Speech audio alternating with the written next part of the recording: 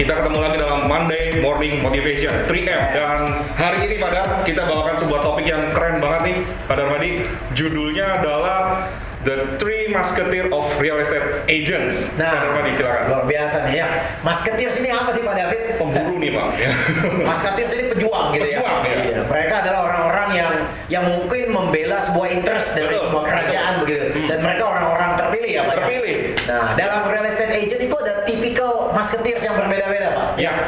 Pengalaman saya lebih dari 20 tahun handling real estate agent dan saya melihat ada beberapa pola-pola yang berbeda dari masing-masing top agents. Yes. Jadi boleh saya katakan nggak ada yang lebih baik, nggak ada yang lebih jelek. Masing-masing punya kelebihan, tetapi juga punya kekurangan. Oke. Nah, kita belajar satu persatu nih Yuk, dari kita mereka. masuk Pak. one by one ya Pak ya. Iya. Yang pertama dulu Pak Darmadi, silakan.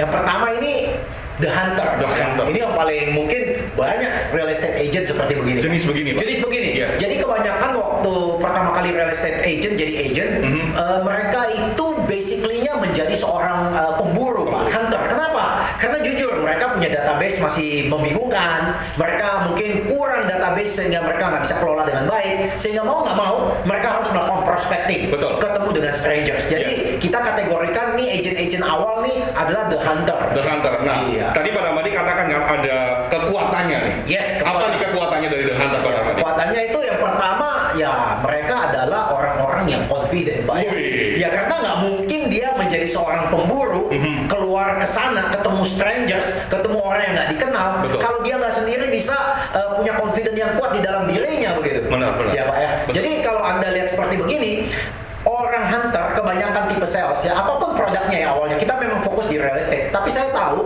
produk-produk mungkin yang lebih simple, yang lebih murah dijual itu hampir kebanyakan sales agent itu adalah hunter.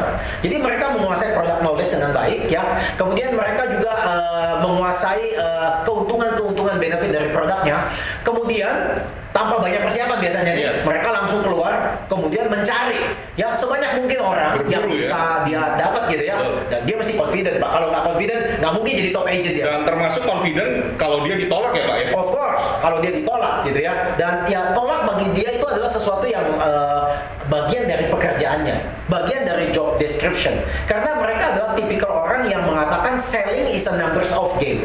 Makin banyak bertemu dengan orang, makin banyak bertemu dengan prospek, makin besar kemungkinan untuk closing gitu ya. Betul Jadi sekali.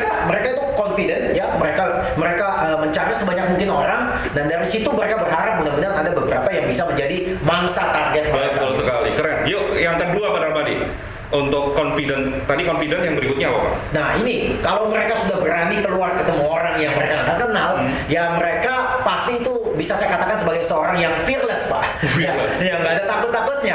Karena bagi dia takut itu nggak dapat duit dia begitu ya. Oke. Takut itu nggak dapat closing. Betul. Malah dia adalah orang yang tidak ada takutnya. Bahkan kalau ditolak pun dia merasa itu sesuatu yang sangat biasa ya. Biasa aja. Karena dia nggak pernah yakin 100 orang ketemu 100 orang closing. Bahkan mungkin dia punya angka khusus untuk properti ya, mungkin sekitar 5-7% aja. Oh. Ya, 5-7% bisa beli dari dia itu udah luar biasa Pak. Iya. Dan kesuksesannya dia tergantung berapa besar dan berapa semangatnya dia keluar di sana untuk berhadapan dengan orang-orang yang tidak dikenal dan tidak takut sama sekali. Dan itu barometer kesuksesannya dia ke depan. Wow, luar biasa Pak Darmadi.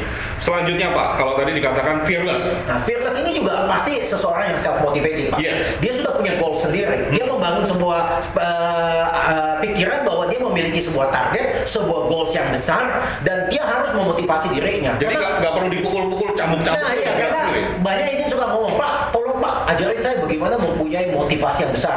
Lah kalau hunter itu udah nggak ada. Motivasi paling besar bagi dia adalah harus keluar, harus nyari orang, harus presentasi. Ya, itu motivasi paling besarnya.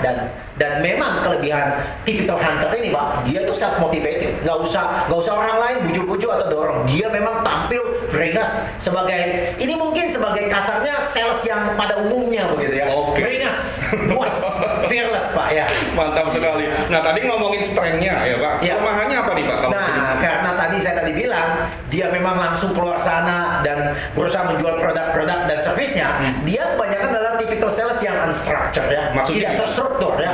Banyak sales tidak terstruktur Pak. Oke. Ya mungkin dia tidak perlu tahu kata-kata yang harus dia katakan. Yang penting ketemu orang tergantung moodnya gitu. Oh. Jadi kalau moodnya lagi semangat semangat. Nah, ini yang kemarin kita belajar waktu di sesi sebelumnya, mengetahui karakteristik masing-masing pembeli gitu ya. Mungkin tipikal hunter ini dia hanya menggunakan pendekatan dia sendiri. Jadi kalau dia seorang ekspresif, gayanya tuh ngocehnya seperti tukang jual obat lah gitu ya. Kalau dia seorang koleris, dia sangat mendikte customer supaya langsung beli sama dia. Jadi dia nggak bisa adjusting, Pak. Karena dia adalah hunter. Jadi dia nganggap semua customer itu adalah mangsa, dan mangsa harus ikut caranya hunter mencari mangsa ini. Nah, ini kelemahannya. Dan kemudian dia random, Pak. Random, ya. Karena memang pola kerjanya adalah random ya. Dan saya sering lihat juga banyak agent kayak begini lah ya. Listing-listingnya tuh tersebar-sebar juga, Pak. Tersebar-sebar ya. Nah, ini ada kelemahan dia. Kalau karena dia punya lahan terlalu besar, tersebar-sebar, ya akhirnya dia nggak bisa fokus ke satu daerah gitu ya. Dan dia akan belajar nanti ya. Apakah semangatnya dia itu mampu mengcover daerah yang begitu luas, atau one day dia bisa menjadi hunter yang lebih wise. Ya, dalam arti begini nih, dia tidak semua binatang harus dia tembak, ya kan? Ya. Ada beberapa binatang setelah dia tembak, ternyata binatang ini ketika dijual di pasar harganya murah. Kemudian dia belajar nanti nembak binatang yang lebih bagus gitu ya. Dan binatang ini memang lebih sulit dicari, tetapi hasilnya lebih bagus. Nah, dari situ dia mulai menciptakan sebuah pola bahwa saya mesti mencari customer yang tipenya tertentu.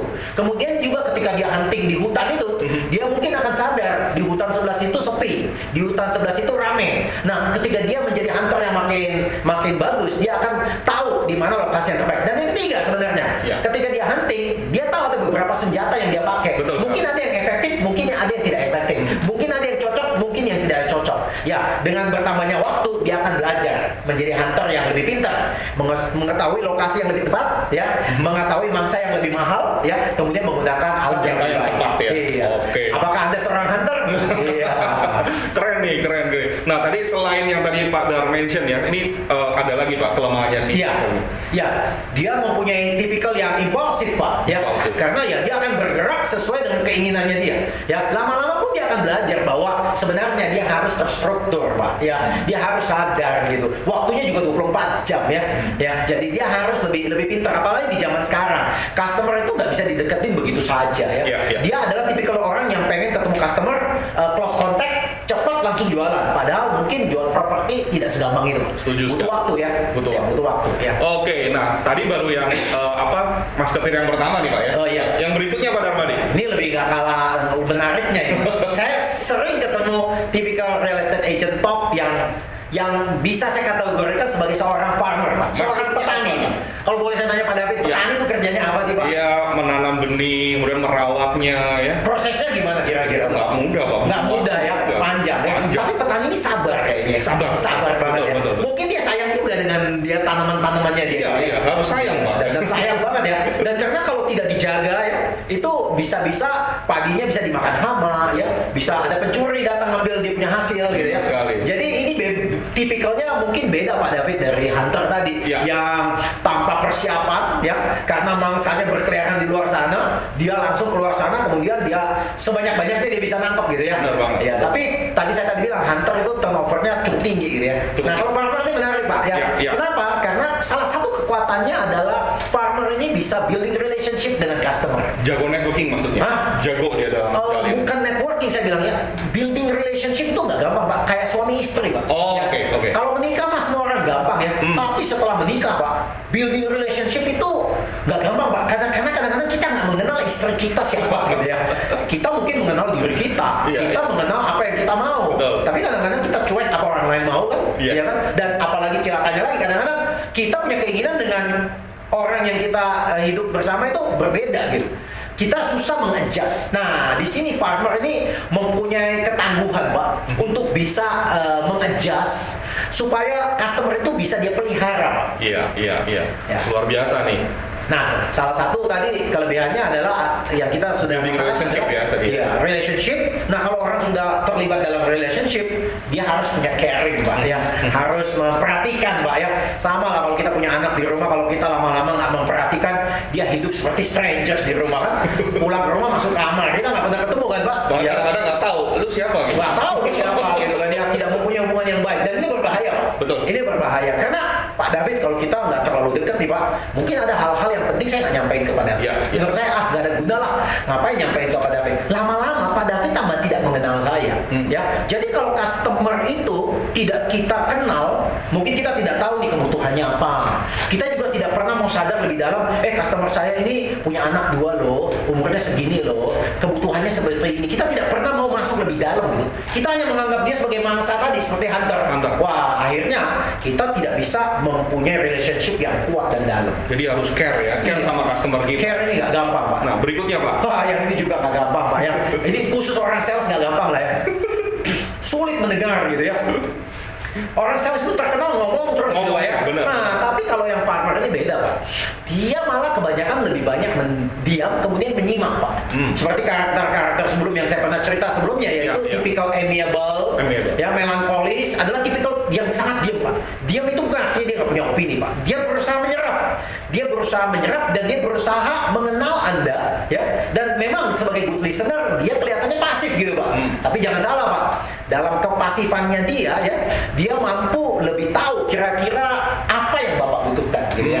Dan dengan sifatnya dia yang caring dan listener, dia mengubah posisi customer dari hanya sekedar mengenal dia, kemudian bertambah menyukai dia, dan akhirnya percaya dengan dia. Nah, ini dari proses yang saya tadi, Pak. Know, love, and trust. Keren. Iya. Nah, tadi Pak Darmadi katakan di situ juga kita mesti dekat, kemudian pay attention banget. Nah, di sini dikatakan detail. Oh, of course. Kalau nggak detail dia nggak akan mengenal secara dalam customer-customernya. Bahkan karena dengan detail dia bisa memberikan banyak suggestion, ya, sehingga customer ini tuh secara logika bisa terima bahwa orang ini sebenarnya tahu apa yang saya butuh nih, ya. Orang ini kerja extra mile, Pak, ya. Jadi umpama customer bilang, tolong dong titip jual properti saya 2M. Mungkin dia nggak sekedar hanya mengatakan, karena kupingnya nangkep 2M, dia nyariin pembeli yang mau beli 2M. Enggak. Sebelum dia mendengar 2M, dia mulai nyadar, dia mulai bertanya banyak pertanyaannya. Umpama dia tanya, sebenarnya motivasi dari customer saya ini mau jual rumah kenapa sih? Dia malah nggak fokus sama 2M-nya, Pak. Iya. Tapi mungkin dia tanya, Pak, ya terima kasih Bapak mau titip rumahnya 2M ya, Pak. Kalau boleh saya tahu kenapa Bapak mau jual ya, Pak? Dia mampu menggali, Pak. Ini bagus sekali, Pak. Iya. Nah, mungkin dengan menggali, customer bisa memberikan beberapa alasan yang sehingga mungkin 2M tadi tidak terlalu relevan, Pak. Bahkan dia melakukan detail oriented tadi, dia menggali lagi, ternyata harga properti yang ditawarkan di lokasi yang sama, ternyata harganya nggak 2M, Pak. Nah, dia bisa siapkan data-data itu, Pak. Wow. Sehingga customer itu merasa bahwa agent ini melakukan pekerjaannya. Dan karena dia adalah seorang petani, dia mengetahui dia punya ladang yang dia lakukan, customer akan melihat bahwa orang ini mempunyai knowledge yang bisa membantu dia sebagai seorang konsultan yang baik, Pak. Nah, kalau tadi kan kita ngomongin strength-nya, Pak. Iya. Nah, kelemahannya si jenis tipe ini tuh apa, Pak Darmadi? Kelemahannya ya mungkin sebenarnya nggak bisa dibilang kelemahan ya. Ini orang tuh begitu cinta dengan lahan pertaniannya dia. Tentu ya, dia hanya fokus di lahan tersebut ya. Ya semoga umpama ya, ambil contoh satu agent dia menguasai satu lahan ya. Semoga lahan itu cukup besar untuk dia bisa panen ya. Tapi kadang-kadang mungkin dia nggak sadar bahwa lahannya itu udah sempit, Pak. Belum lagi banyaknya kompetisi yang ada di dalam. Lahan itu menjadi sulit untuk dia kembangkan. Ya, dia juga kadang-kadang mesti men-challenge dirinya untuk jangan-jangan dia mesti memperbesar target marketnya dia. Ya, karena bisa aja customer yang tinggal di daerah tersebut maunya beli di luar daerah tersebut. Bisa aja customer yang tinggal di daerah tersebut punya properti di luar daerah tersebut. Jadi dia harus bisa mengupayakan network juga dengan agent-agent lain, ya teman-temannya yang di luar target market area, supaya dia bisa mendapatkan income yang lebih juga, Pak. Jadi ini sebenarnya bukan kelemahan, tetapi membatasi diri yang mungkin kadang-kadang dia harus mempertanyakan balik apakah ini scope yang cocok atau bisa diperbesar gitu. Menarik sekali ya.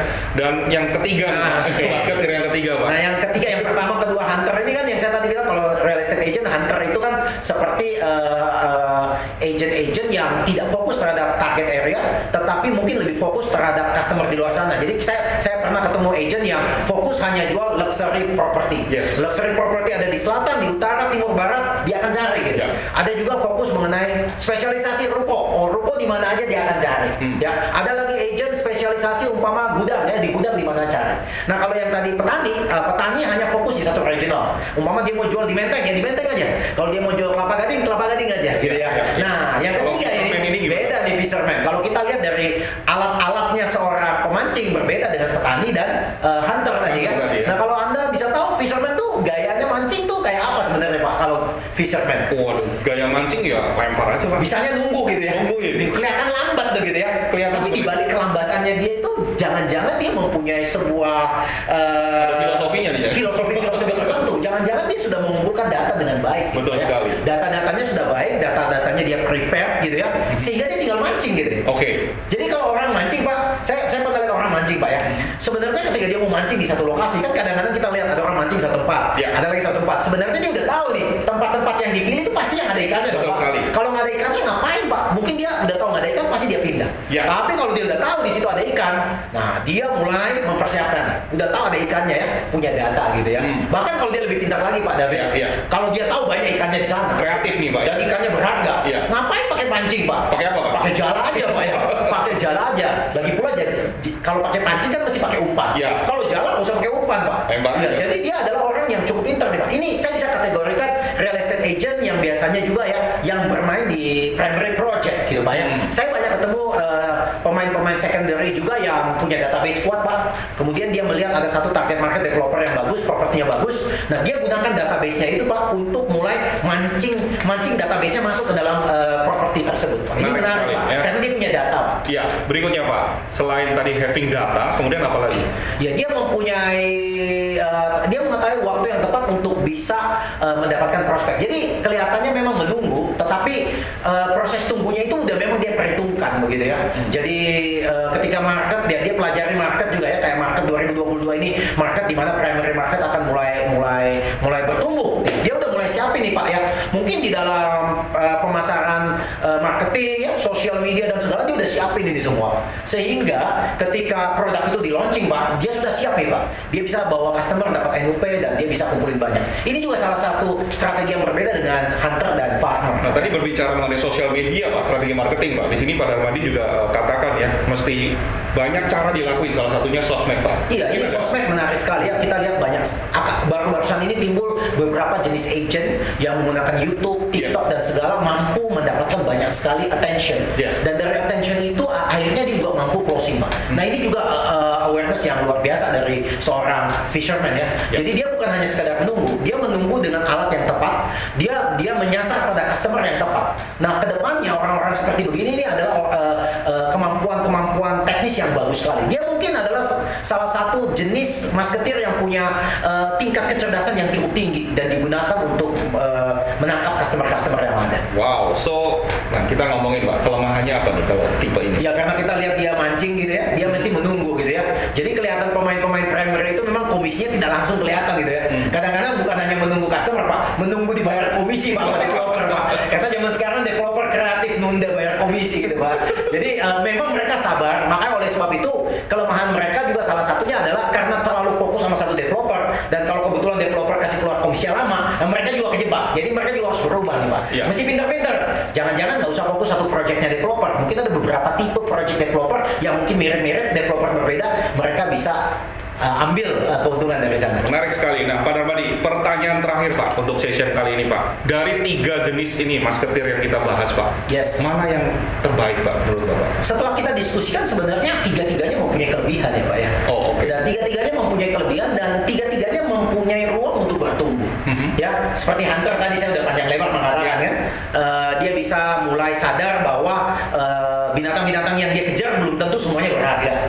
Kemudian lokasi di mana dia hunting dia juga sadar ada yang bagus, ada yang nggak bagus. Kemudian alat untuk menghunting dia juga sadar ada yang efektif, ada yang nggak efektif. Yes. Farmer juga sadar sebenarnya ya, ketika mulai menanam ya, dia harus sadar bahwa apakah lahan yang saya kerjakan ini cukup atau saya harus perbesar. Kalau saya tidak mau memperbesar, saya harus juga pakai network supaya bisa referral terjadi ya. Yes, yes. Jadi dia belajar. Yang fisherman juga akan belajar bahwa tidak harus fokus ke satu projectnya developer, tetapi mungkin beberapa developer, tetapi dengan jenis properti yang mirip supaya database-nya bisa dia salurkan.